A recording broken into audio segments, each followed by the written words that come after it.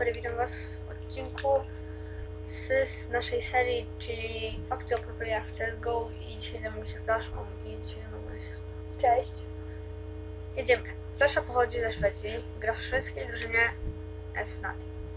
Urodził się 12 sierpnia 1993 roku. Ulubiona mapa Flaszy to Inferno, na której zdobył najwięcej fragów. Flasha miał dużo spraw ze Steam, że ma haksy, ale do tej pory nic mu nie udowodniono. Flasha zarobił w Counter-Strike'u 14 640 fragów.